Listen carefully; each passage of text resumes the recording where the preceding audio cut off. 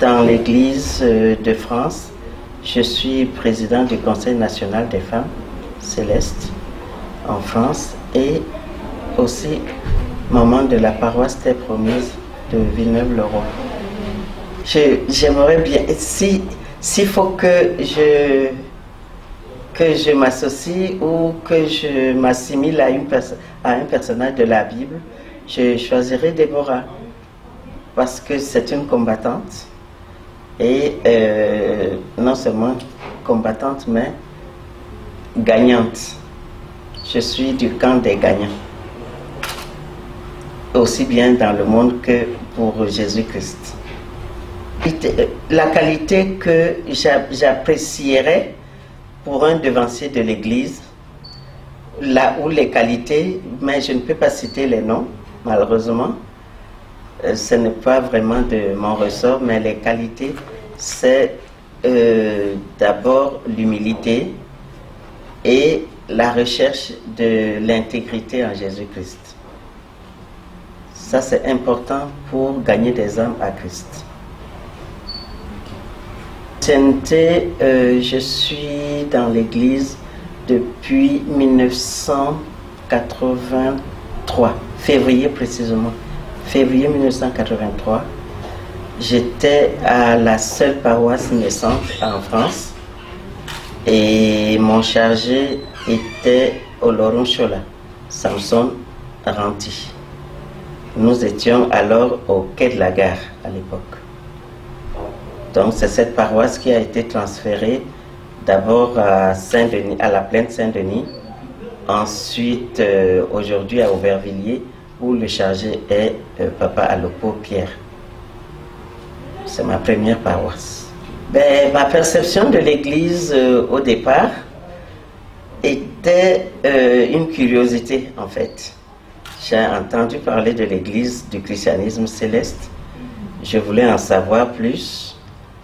Et comme vous savez tous, il y a très peu de personnes qui viennent juste pour voir. En général, c'est un certain nombre de difficultés de la vie qui nous conduisent vers l'Église du christianisme céleste, qui est d'ailleurs faite pour ça. Je pense que c'est la première vocation. Comme Jésus-Christ disait, venez à moi, vous qui êtes fatigués et chargés, moi je vous donne le repos.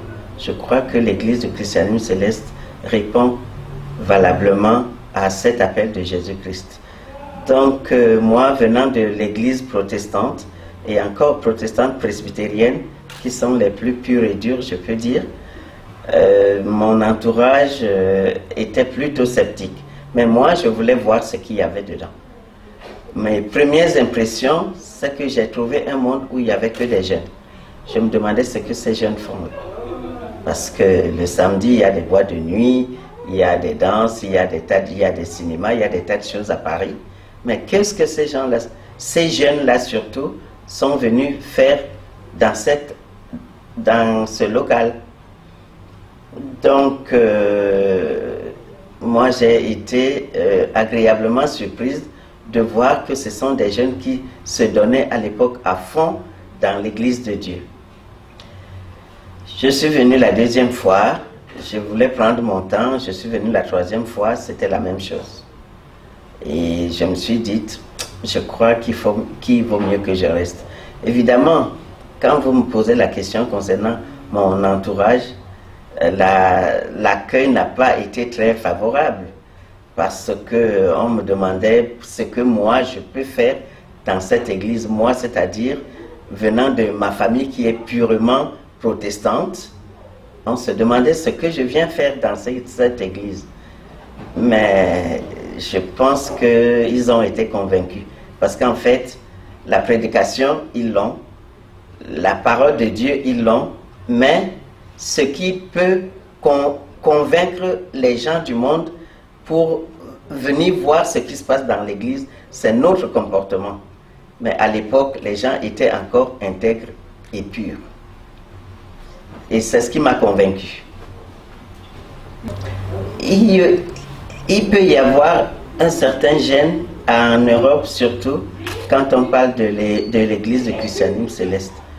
Mais moi, je pense sincèrement que nous pouvons changer la donne, comme je l'ai dit tout à l'heure, en apportant au monde, pas seulement en Europe, mais au monde, et notre comportement et notre façon de suivre vraiment Jésus-Christ, pour que nous sortions du carcan de la tradition. Parce que malheureusement, c'est nous-mêmes qui occasionnons les possibilités de rejet. Si on nous rejette, c'est que ceux qui viennent voir nous trouvent trop traditionnalistes. On se demande si ce sont les traditions de l'Église ou bien les traditions de nos ethnies respectives que nous transportons à l'Église. Si c'est vraiment le message de Jésus-Christ que nous portons dans son intégralité, nous allons convaincre le monde. J'en suis sûr. Hélas, l'aspect culturel est assez présent. Début de ministère, moi je ne sais pas si j'ai eu un début de ministère en réalité.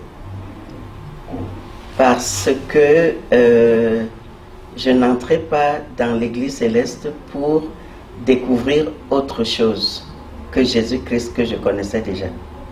Donc, en réalité, pour moi, l'entrée dans l'Église du christianisme céleste est juste la continuité de l'appel que j'ai eu depuis mon enfance à Christ. Parce que j'ai été sœur comme tout le monde, mais j'étais une sœur qui était déjà dans le bain. Lorsqu'on parle de Jésus-Christ, de la Bible. Si bien qu'en réalité, bon, entre sœurs, devancières, moi j'ai vu juste une continuité de ce que j'ai commencé à faire auparavant. C'est pour cela que je ne manque pas de dire, lorsque l'occasion se présente, et Dieu sait que ce ne sont pas les occasions qui manquent, que je n'ai pas découvert Christ dans l'église du christianisme céleste. J'ai été appelé avant. Et l'église du christianisme céleste, pour moi, est une mission. Une mission pour Dieu. Dans la continuité. Maintenant, pour ma réalisation, si on peut dire, dans cette église,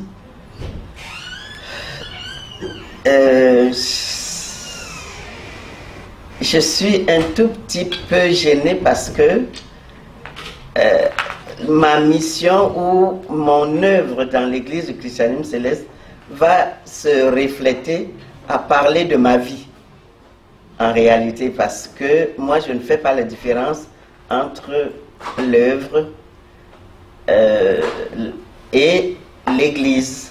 Pour moi tout est intimement lié, puisque quand on vit en Christ, la parole de Dieu nous dit que ceux qui sont en Christ sont une nouvelle créature. Et certains disent même une nouvelle création, je préfère. Les choses anciennes sont passées, toutes choses sont devenues nouvelles. Mais ça veut dire que ce qui est passé devrait tout simplement passer pour laisser la place à ce qui va contribuer pour le royaume de Dieu. Donc, je ne sais pas par où commencer, je préfère que vous m'orientiez dans ce que vous voulez vraiment savoir, mais parler de mon œuvre dans l'église, c'est parler de ma vie. On m'y assisté au culte, on ne peut pas dissocier non plus, parce que j'étais choriste. Quand je suis arrivé à l'église, j'ai continué à être choriste, puisque j'étais choriste depuis l'âge de 8 ans dans l'église protestante. Donc, j'ai trouvé ma place à la chorale de façon harmonieuse et normale. J'ai chanté à la chorale pendant un moment, lorsque à la paroisse mère où j'étais, on m'a nommé présidente des femmes, la première présidente des femmes de l'église en France qui se trouvait à la paroisse mère, puisque la paroisse mère était presque la seule paroisse. Il y avait une autre qui s'était créée entre-temps. Donc là, c'est une autre paire de manches. On y viendra peut-être. Donc, j'étais choriste et de la chorale, j'ai été nommée présidente des femmes de l'église de la paroisse mère. Et donc, j'ai commencé à essayer de rassembler les femmes, leur parler de Dieu, leur parler de leur rôle dans leur famille, dans leur travail même. Et nous avons fait beaucoup de petites choses, c'est-à-dire indépendamment des exhortations trimestrielles, parce que pour les regrouper mensuelles, elles trouvaient que c'était trop rapproché, elles avaient autre chose à faire, alors que, bon, moi je trouvais que c'était important, mais bon, tous les 3 mois, on se rassemblait, on priait ensemble, on s'exhortait, jusqu'au moment où, en fait, j'ai organisé avec ces femmes-là une journée porte ouverte pour inviter les femmes des autres congrégations pour venir assister à une fête avec nous. Et en leur demandant de faire des exposés, il y avait une femme qui est venue de la communauté de Brotherhood, je ne sais pas si vous connaissez, et il y avait une religieuse protestante qu'on appelle les diaconesses de Reuilly, et la mère de la communauté d'ailleurs, elle est venue nous faire un exposé, et on a fait une très belle fête.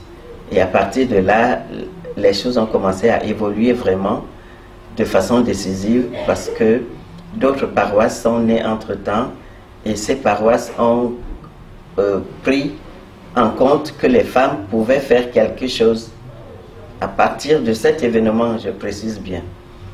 Donc, ces paroisses, on a exigé au niveau du diocèse de France qu'il y ait un comité de femmes dans ces paroisses.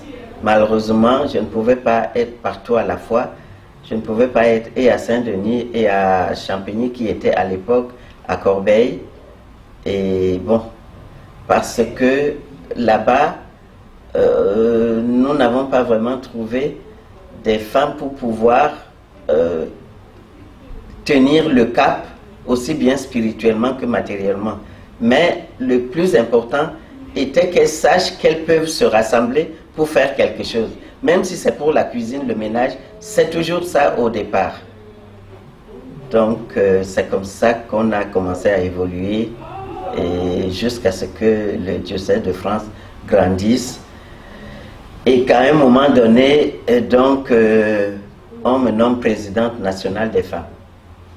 Puisque le diocèse s'est agrandi, et le chef de diocèse, qui était notre pasteur mondial à l'époque, qui était le papa Emmanuel Ochofa, donc il m'a nommé président national des femmes. J'ai assumé cette tâche pendant un bon moment, je ne peux pas vraiment dire combien d'années. Toutefois, comme je viens de vous dire, que pour moi, ma vie, c'est toute une vie. C'est-à-dire ma vie familiale, ma vie spirituelle, c'est la seule et même chose. Et quand je fais quelque chose, j'y suis à fond. Donc, mon mari trouvait que je prenais beaucoup trop de temps à l'extérieur pour l'œuvre, et il m'a demandé de démissionner. Je lui ai dit, bon, j'ai appelé papa Ochofa, Emmanuel. Je lui ai dit que je ne pouvais plus continuer à travailler au niveau du diocèse. Bon, il n'a pas bien pris, mais je ne pouvais pas faire autrement. Au lieu que mon mari s'expose, j'ai préféré moi-même prendre le devant. Et alors, il m'a dit, bon, propose-moi quelqu'un. Je lui ai proposé 3 femmes, et il en a choisi une, dont notre regrettée maman Myriam. Elle a pris le relais pendant 4 ans. Et à ma grande surprise, une fois, j'étais à la réunion qui rassemblait tout le monde. Et à ma grande surprise, le pasteur déclare aussi qu'il me redonne le poste de président du Conseil national des femmes. J'étais bien embêté parce qu'en plus mon mari était en voyage. C'est comme si je passais derrière lui pour manigancer des choses quand il est revenu. Et je ne pouvais pas dénigrer mon père devant les gens pour lui dire « Papa, mais j'ai dit que je ne veux pas, non ». Donc j'ai accepté, malgré moi peut-être, mais j'ai compris que c'était la volonté de Dieu. Si bien que j'ai repris le poste, donc ça fait quelques années et j'y suis encore. Ça fait au moins 6 ans, ou plus, je ne sais plus. La réaction des autres congrégations que j'ai eu à inviter, j'ai discuté avec elles puisque je ne les ai pas invitées comme ça au pif. Ce sont des personnes qui me connaissaient. Donc, me connaître, c'est-à-dire pas connaître moi personnellement, mais me connaître en tant que dans mon engagement avec Dieu. Et en général, lorsque un philosophe disait que quand on demande un conseil à quelqu'un, en général, on connaît la réponse. Alléluia. Si bien que lorsque j'ai parlé à la révérende mère de la grande communauté des diaconesses de Versailles, elle n'a pas hésité un instant. Elle n'a pas hésité de venir parce qu'elle me connaissait dans l'œuvre de Dieu. Aussi bien la représentante de la communauté des Brotherhood, elles n'ont pas hésité un instant. Mais ce qui les a plutôt déçus, c'est ce qui s'est passé sur place, en fait. Chasser le naturel, il revient au galop, dit-on. Tout se passait très bien, parce qu'il fallait bien que nous qui invitons, qu'on puisse aussi faire un exposé avant ou après nos invités. Mais moi, j'ai préféré que ce soit après, parce que c'était un premier événement des femmes. Et il y a certains devanciers, à tort ou à raison, qui savent que dans la parole de Dieu, on dit, que l'apôtre Paul dit que la femme n'a pas le droit d'enseigner. Seulement, je crois qu'il vaut mieux faire vraiment une différence entre l'enseignement et l'exhortation qui va plutôt dans le sens de conseil. Quand on exhorte, on donne des conseils. Quand on enseigne, il y a un enseignement carré qu'on devrait suivre. Bon, lorsque on est dans l'enseignement, dans notre église et dans ce que la parole de Dieu dit, c'est un enseignement, j'allais dire nouveau, qui explique les pourquoi et les comment. Alors que lorsqu'on est dans l'exhortation, on prend la parole de Dieu comme des travaux pratiques, la mise en pratique, ce que le Seigneur nous recommande. Si bien que moi j'ai préféré, à raison, que notre intervenant ou intervenante soit en dernier lieu. Et à la paroisse où j'étais, ils ont décidé que ce soit un homme qui devrait intervenir, donner une exhortation dans un rassemblement de femmes. Ils ont tellement insisté que j'ai dit ok, il n'y a pas de problème. Mais je crois que je n'aurais jamais dû accepter parce qu'il a enfoncé les femmes, mais quelque chose de chic. Et mes invités me demandaient, mais Déborah, qu'est-ce que tu fais dans un truc pareil? Je dis, mais je fais l'œuvre de Dieu, mes amis. Je fais l'œuvre de Dieu. Parce que, heureusement que je suis dedans. Parce que ce n'est pas du dehors que je vais dire, ceux-là sont comme ça, je suis dedans. Et moi, je pense que c'est pour cela que Dieu m'a envoyé en ces lieux-là. Que j'y sois, je ne sais pas ce que je peux y faire, mais il faut que je sois là. Même si je reçois n'importe quel coup, il faut que je sois là. Bref, elles sont venues, ça s'est très bien passé, sauf que notre communauté n'a pas n'a pas eu meilleure répercussion à l'extérieur. Seulement, ce sont des servants de Dieu qui savent qu'au départ, le christianisme dont nous parlons aujourd'hui dans l'ensemble a été traité de secte, parce que ça vient du judaïsme. Donc, si tout le christianisme était au départ une secte, pourquoi l'Église ne serait pas citée de secte pendant qu'on y est? On n'a que 70 ans aujourd'hui, mais à l'époque, on avait 30 ans, voire 35 ans maximum d'existence.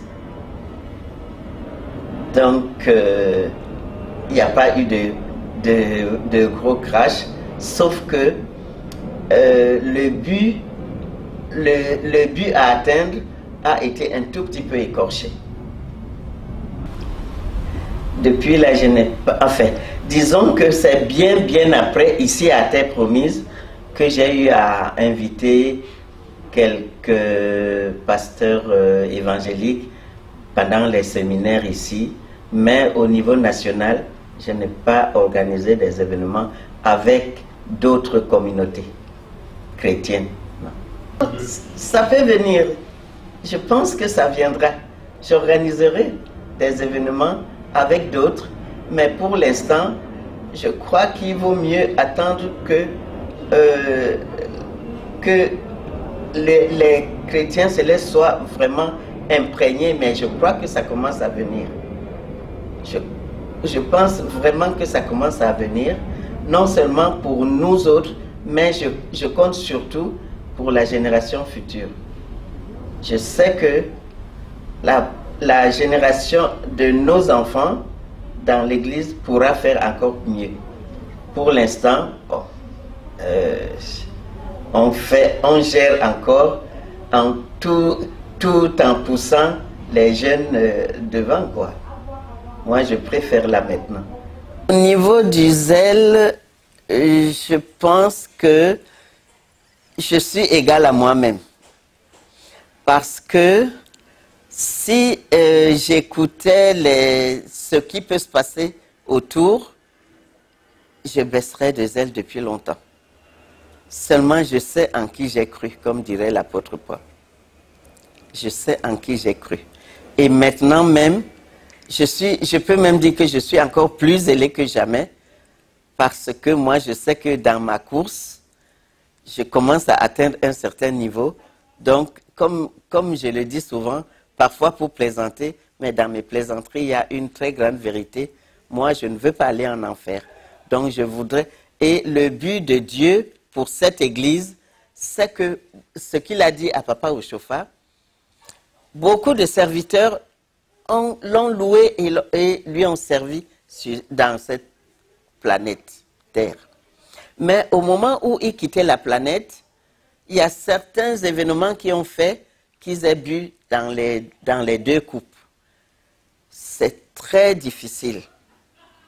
Très difficile parce que aujourd'hui, avec les pièges, les ruses du diable, c'est très difficile pour que un chrétien, ne fût-ce que chrétien céleste, puisse maintenir le cap.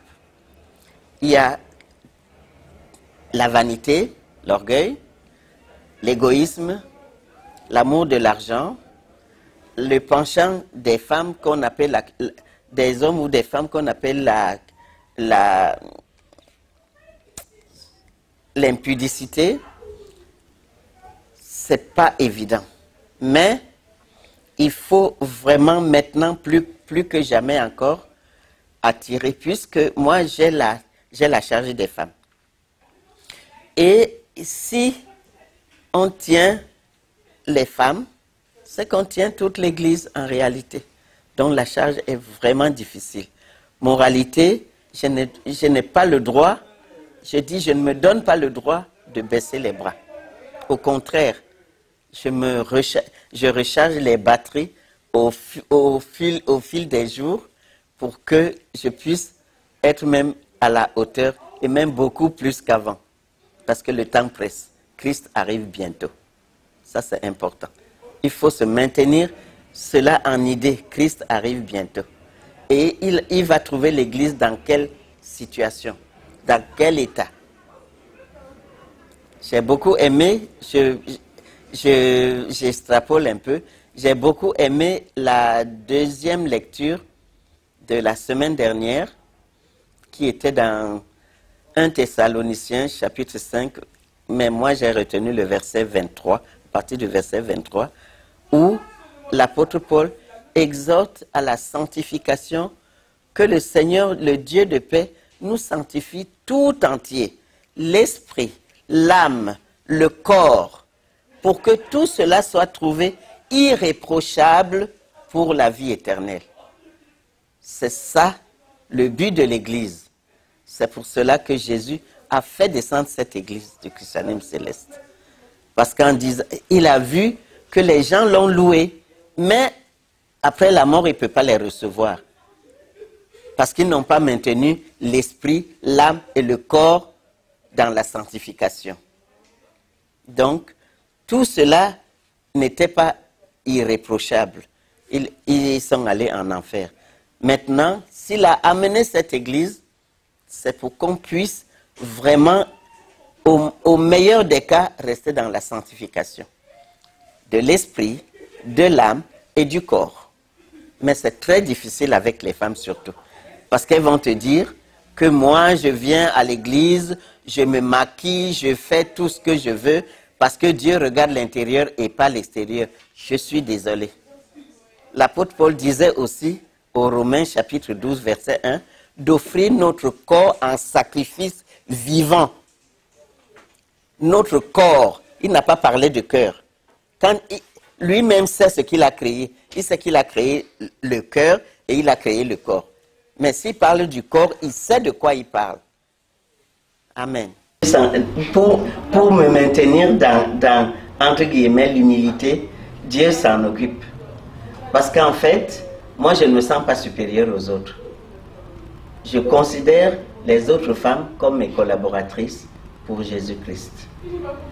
Donc, qui est plus grande que l'autre, je ne vois vraiment pas ça. C'est pas du tout dans ma tête. Et je n'arrête pas de le dire dès que l'occasion se présente. Je donne un petit exemple. J'entre dans une paroisse. Oh, la maman des mamans. Je dis, non, excusez-moi. Je ne suis pas dans tout ça. Parce que c'est de la même manière que vous me levez, c'est comme ça que ma chute peut être dure. Donc je suis désolé. Je suis juste maman Déborah, point barre. Pour conserver leur mari, ça dépend de comment leur mari les a rencontrés. Moi, mon mari m'a rencontré en soutane. Je n'avais aucun maquillage. J'avais ma soutane, j'étais pieds nus. Donc, je pars de là pour dire que si vous les garçons, c'est cette beauté artificielle que vous regardez, eh bien vous avez tout faux. Parce que lorsque cette beauté artificielle va finir, vous allez chercher une autre qui a la même beauté artificielle. Amen. Donc, moi, je pars du principe que la beauté n'est pas ces artifices-là. Même la beauté artificielle, s'il peut y avoir, moi je peux même dire que ça fait partie des ruses du diable.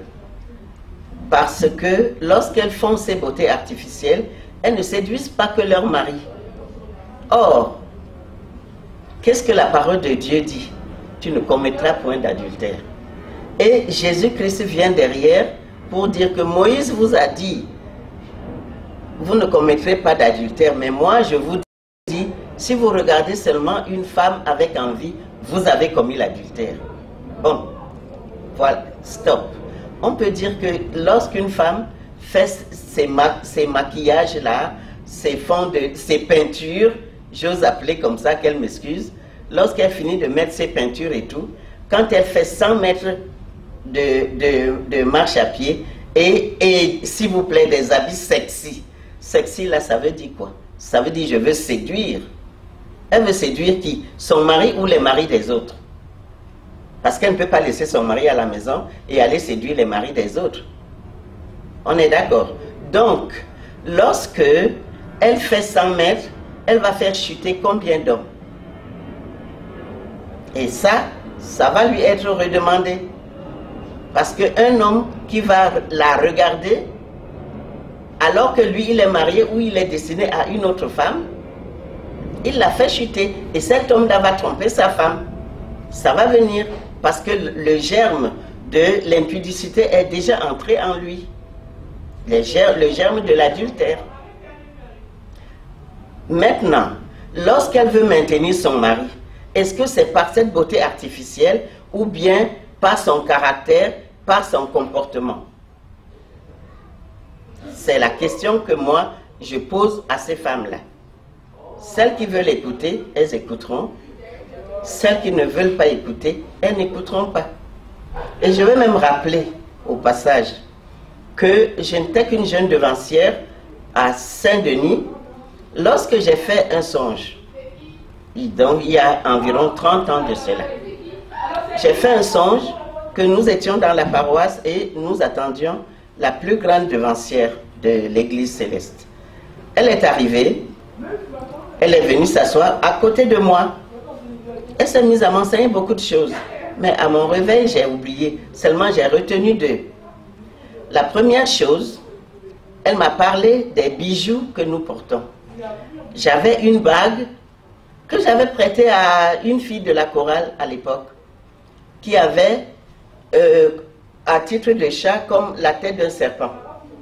Et la dame m'a dit, la devancière m'a dit, c'est vous qui vous attirez des ennuis. Enlève cette bague et pose par terre. Tu vas voir ce qui va se passer. J'ai enlevé la bague que j'ai posée par terre. Dès que la bague a touché le sol, beaucoup de serpents sont venus entourer la bague. Elle me dit, tu vois, lorsque vous portez ces choses-là sur vous, vous ne savez pas quel malheur vous attirez. Et elle m'a dit la deuxième chose, les vernis que vous mettez sur vos doigts, cela représente le sang des humains que le diable sacrifie. Et c'est lui qui a injecté ça dans le monde pour que les gens portent, les gens qui portent les vernis, ces vernis sont en train de mettre le sang des sacrifices humains sur leurs doigts. Et ça ne peut que leur apporter malheur. Ça ne peut que leur apporter l'instabilité. Ça ne peut que leur apporter des graves problèmes dans leur vie et dans leur famille. Donc, parle aux femmes. C'est ce que la maman là m'a dit. Parle aux femmes. Je n'avais aucune responsabilité dans l'église à l'époque. Aucune. Je ne pensais même pas être responsable des femmes un jour. Et le matin, j'ai appelé la grande devancière de notre église, de notre paroisse à l'époque. Je lui ai parlé du songe. Elle me dit, oh, laisse tomber. Ça doit être un démon qui t'a parlé, c'est pas vrai, c'est n'importe quoi. J'ai laissé tomber. Et 30 ans après, il m'a rappelé ça encore il y a 2 mois. Ça m'a complètement bouleversé. Je dis, mais Seigneur, mais d'abord je te remercie de m'avoir rappelé ça. Ensuite, ça veut dire quoi? À quelle femme je vais parler aujourd'hui que ces peintures-là ne sont pas bonnes? Les peintures que l'on met sur les visages là et qui nous salissent d'ailleurs les soutanes. Déjà, j'en parlais, mais d'un côté pratique, que quand on met ces peintures là, on vient embrasser les gens, ça salit les soutanes. Mais elles m'ont pas, ah mais non maman, toi aussi tu exagères, c'est le cœur que Dieu regarde. J'ai dit non, hein. Dieu regarde le cœur et le corps, parce que c'est lui qui a créé le cœur et le corps. C'est lui qui est l'auteur de tout cela. Il est vrai que le corps c'est la poussière, mais il tient compte de ce corps-là qu'il a créé. C'est pour cela qu'il veut que ce corps soit dans la sanctification. Quand tu es impur, c'est ton cœur qui est impur. C'est bien ton corps. Bon, c'est un peu compliqué, mais on dit que les vieilles sont radoteuses. Tant que je ne suis pas morte, je vais le leur servir tous les jours. Au nom de Jésus.